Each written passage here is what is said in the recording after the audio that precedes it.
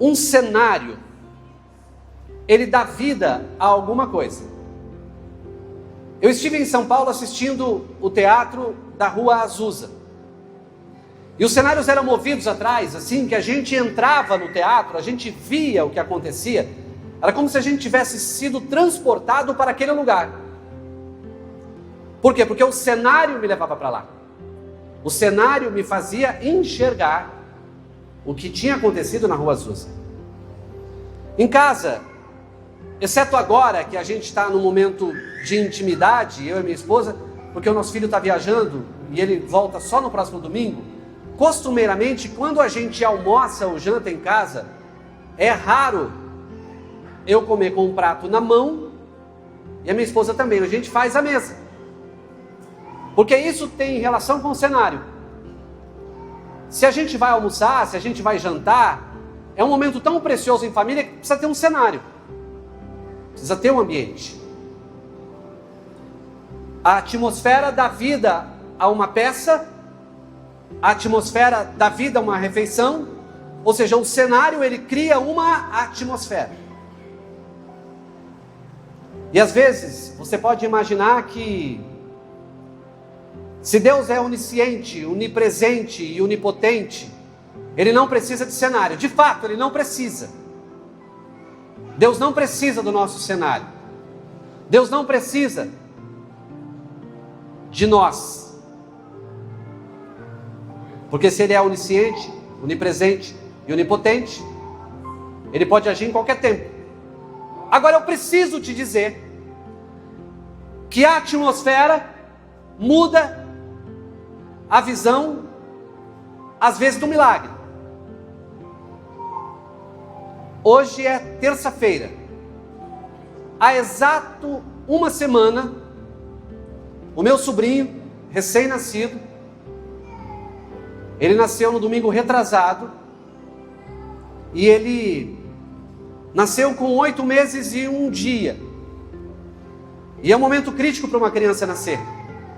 Porque se ela nasce com 7, não é tão complicado como 8. A criança foi feita para nascer com 9. Só que ele nasce com 8 e 1 dia. 2 horas. Ele respirou normalmente. Daí em diante, o pulmão fecha e não abre. Aí começa uma batalha. Aí vem um respirador, um capacetinho. A princípio, estamos tranquilos, isso já no domingo.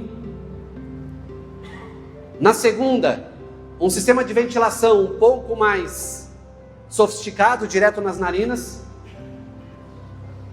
E na segunda para terça ele foi entubado.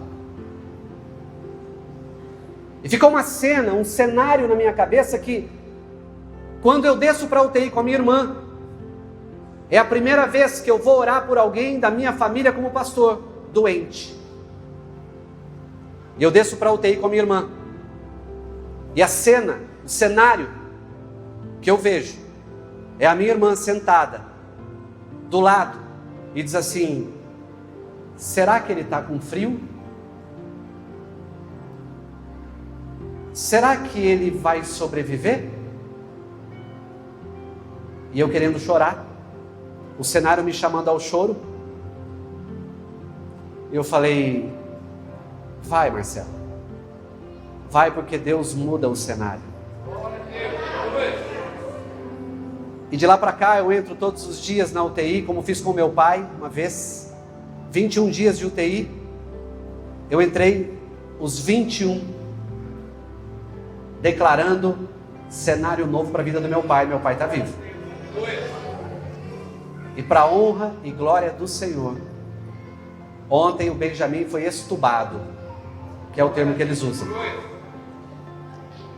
Mas o que mais me chamou a atenção é que durante o período de UTI, ele foi retirado de um ambiente onde estavam todas as crianças e foi para uma outra atmosfera, para outro cenário. Quando Deus quer mudar a sua vida, Ele vai mexer no cenário. Isso não tem nada a ver com prosperidade que eu vou te falar. Porque prosperidade tem relação com o céu, com paz, com amor, com alegria, com fé e com esperança. Não tem nenhuma relação com dinheiro. Na terra nós temos bens materiais, que a traça e o ladrão roubam.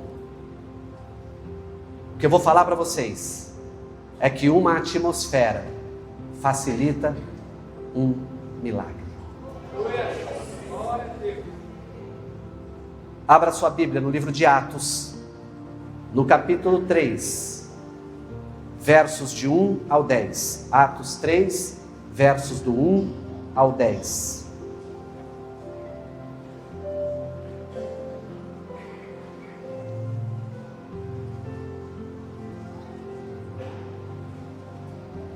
Se você quiser ficar em pé para a leitura da palavra, em respeito à leitura da palavra, não a minha aqui, eu te convido. Atos 3, verso do 1 ao 10. O texto diz assim: certo dia Pedro e João estavam subindo ao templo na hora da oração, às 3 horas da tarde.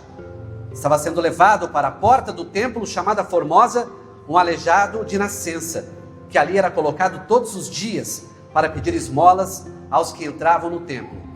Vendo que Pedro e João iam entrar no pátio do templo, pediu-lhe esmola. Pedro e João olharam bem para ele, e então Pedro disse: olhe para nós. O homem olhou para eles com atenção, esperando receber deles alguma coisa. Disse Pedro: não tenho prata nem ouro, mas o que tenho, isto lhe dou. Em nome de Jesus Cristo, o Nazareno, ande. Segurando pela mão direita, ajudou a levantar-se, e imediatamente os pés e os tornozelos do homem ficaram firmes. E de um salto pôs-se em pé e começou a andar. Depois entrou com eles no pátio do templo, andando, saltando e louvando a Deus. Quando todo o povo o viu andando, louvando a Deus, reconheceu que era ele, o mesmo homem que costumava mendigar, sentado à porta do templo chamada Formosa. Todos ficaram perplexos e muito admirados com o que lhe tinha acontecido. Senhor, esta é a tua palavra. E toda a nossa fundamentação, tudo aquilo que for feito neste lugar, tem base na tua palavra, e é nela que nós confiamos, em nome de Jesus. Pode sentar. O que eu quero te dizer nessa noite é que Deus sempre vai agir no momento mais difícil da sua vida. Porque se Ele agir no momento mais comum, é provável que a gente ache que é uma coisa nossa. Deus sempre vai agir no momento que a gente mais teme por Ele não agir. Eu digo isso porque eu olho para esse texto e Deus age no momento mais difícil. Ele age na vida de um aleijado de nascença. Que atmosfera é essa? A atmosfera da impossibilidade humana. Porque entenda uma coisa: se alguém estiver doente e você levantar a sua voz e não for uma doença de nascença, teoricamente é mais fácil. Teoricamente a gente vai entender que orar por alguém doente, que não seja algo de nascença, que foi uma doença de oportunidade, é mais fácil orar por aquela pessoa do que orar por uma doença que é de nascença. Então a atmosfera que existe aqui para que o milagre aconteça é uma atmosfera de impossibilidade para os olhos humanos. Então tudo aquilo que para os seus olhos são impossíveis, que para o cenário humano é impossível, para o cenário de Deus é possível.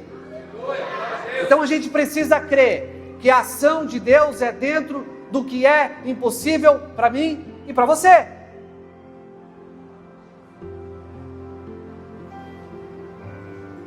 Deus age quando nós não desistimos.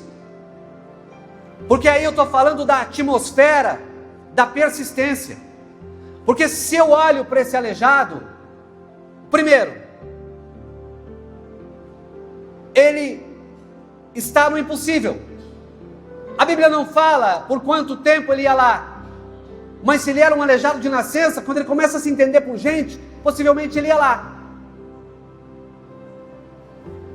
E seria comum que se ele ia todos os dias, que ele escolhesse um dia para não ir. Que ele pudesse escolher e falar: hoje eu não vou. Hoje não me interessa ir lá. Eu fui a semana toda. Eu até tenho uma reserva. É como se dissesse assim, né? Um aleijado, um capital de giro. Ou seja, eu tenho uma grana aqui, porque eu estou indo lá todos os dias. Só que a atmosfera que acontece o milagre é do impossível aos olhos humanos e da persistência, porque ele foi lá naquele dia. Às vezes a gente desiste no meio de um processo, sendo que Deus está agindo e esperando o final dele para você ser abençoado. Só que a gente para no meio. A gente desiste no meio de um processo. E quando desistimos no meio de um processo, primeiro que não acreditamos no impossível. Segundo, que a gente não persiste. Deus age quando nós mudamos a nossa visão. Isso chama-se atmosfera do foco. Porque quem pede esmola, como é que pede, gente, esmola? Como é que a pessoa pede esmola? De cabeça erguida ou cabeça baixa? Baixa. Qual é o foco? Estender a minha mão e esperar que eu seja abençoado. Esperar que eu receba alguma coisa. Só que a atmosfera do milagre é a atmosfera do foco, não é da falta de foco. A atmosfera do milagre faz com que Pedro diga assim: olhe para nós. Porque até ali a esmola era pedida possivelmente com a cabeça baixa. Então Pedro chama esse aleijado para o foco. Quantas vezes Deus nos chama para o foco e a gente olha do lado? Quantas vezes Deus fala conosco? Quantas vezes Deus mostra e a gente perde o foco? Quando Pedro diz assim: olhe para nós. Pedro diz assim: ô aleijado, você está sem foco. Porque ali passavam discípulos de Jesus. Gente que andando a sombra curava.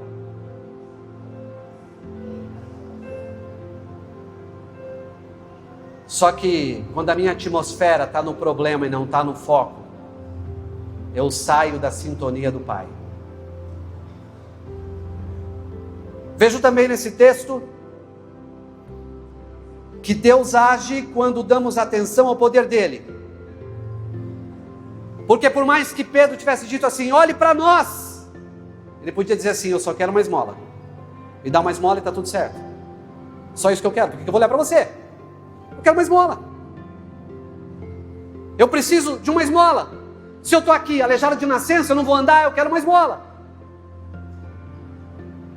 Então quando eu tenho foco e eu pego essa atmosfera, e nessa atmosfera eu mudo o meu paradigma, eu mudo o meu jeito de pensar sobre o poder de Deus, tudo muda.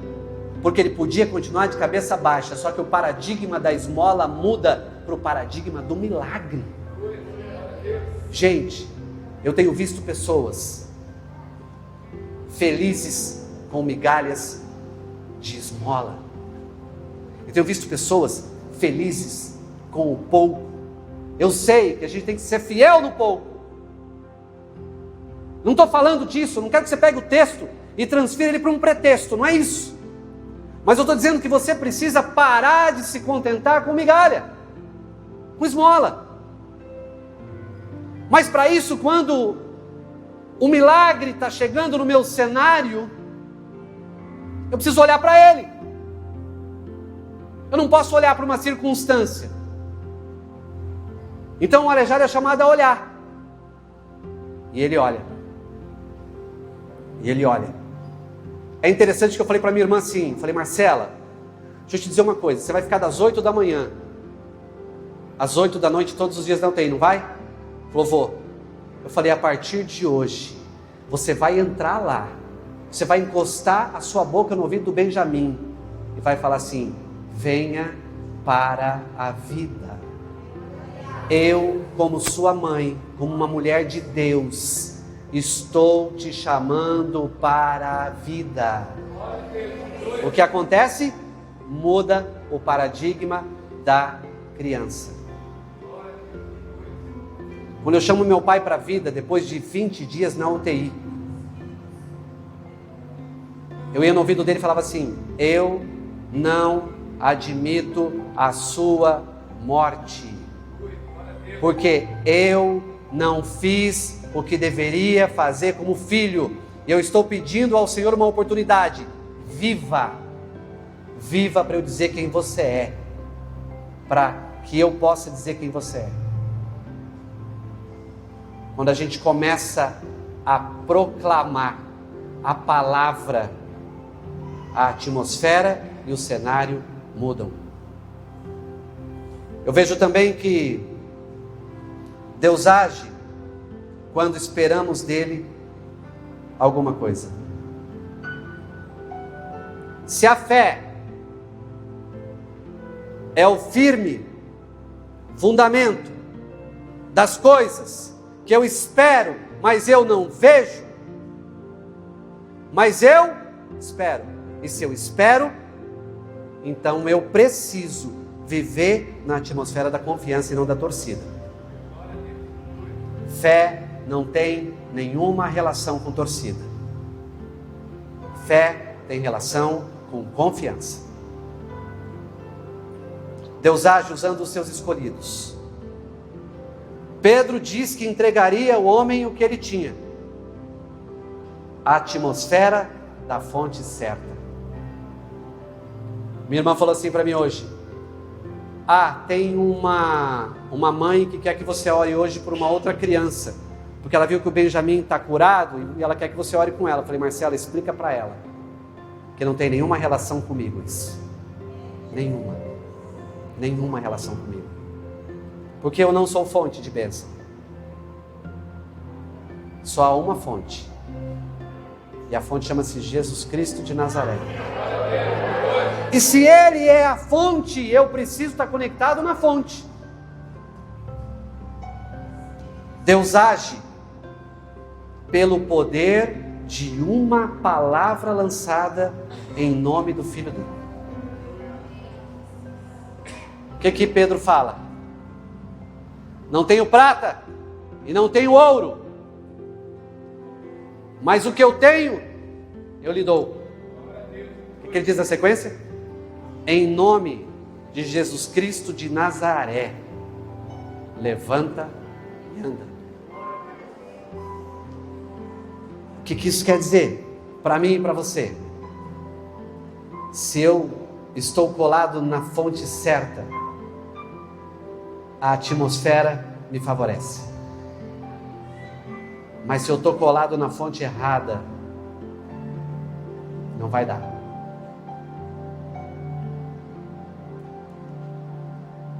Deus age pelo poder de uma palavra.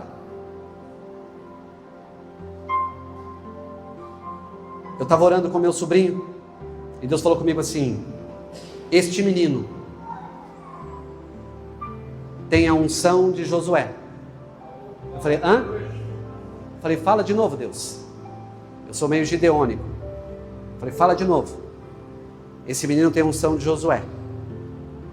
Aí eu falei: vou liberar uma palavra de guerreiro para ele.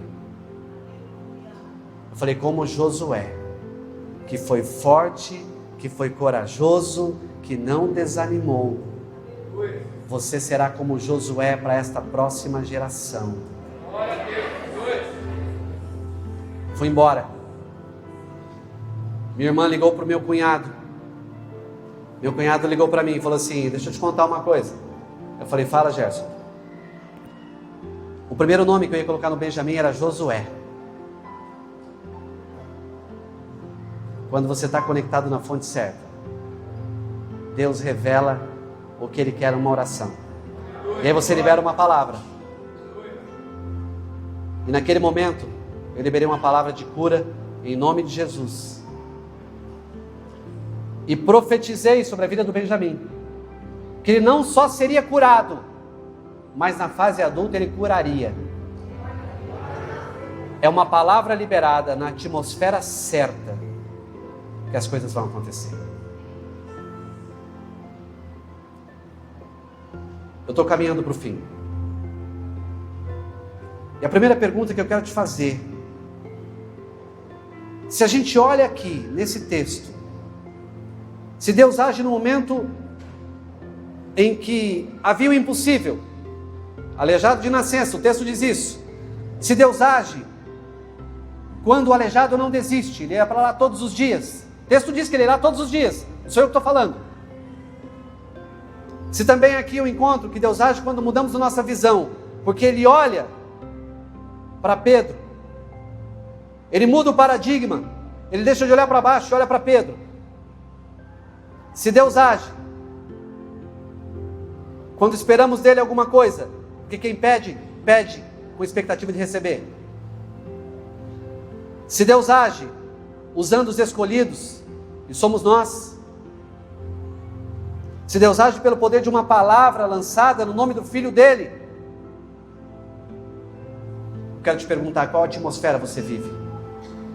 Qual atmosfera você vive? Porque aqui eu vejo todo um cenário preparado para uma bênção. Qual é o teu cenário de bênção hoje? Qual atmosfera você tem gerado no seu coração para que os milagres aconteçam? Eu não consigo imaginar que alguém receba alguma coisa não crendo. Eu não consigo imaginar que Deus responde se eu não falo. Eu não consigo imaginar que algo vai acontecer se eu não libero uma palavra. Isso tem a ver com a atmosfera. Qual atmosfera você vive na sua vida hoje para favorecer o teu coração a receber um milagre? Eu sei que Deus faz o que Ele quer. Agora deixa eu te contar um segredo. Tenho aprendido. Se você não vai... Essa é uma experiência própria, tá? Não precisa procurar na Bíblia para tentar contrapor o que eu vou te dizer. Mas para mim,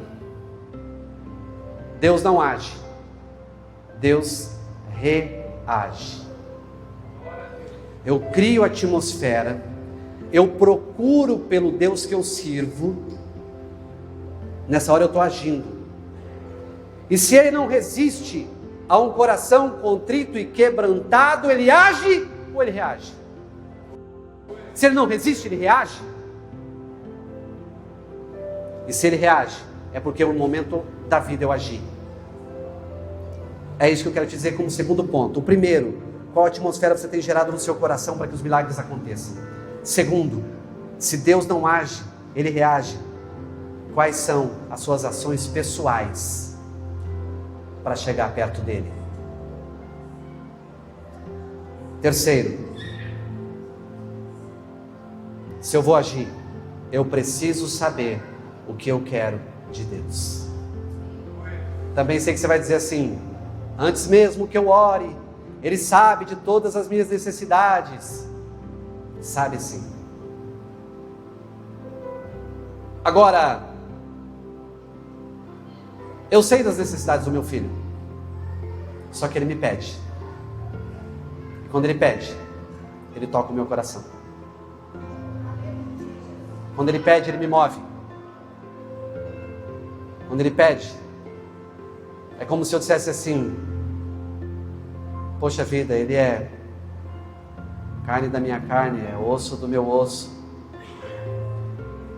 Ele é fruto de um amor meu e da mãe dele. Ele vai pedir, eu não vou dar? Eu vou dar. Então a gente tem que saber o que a gente pede. Cuidado, você pode ser atendido.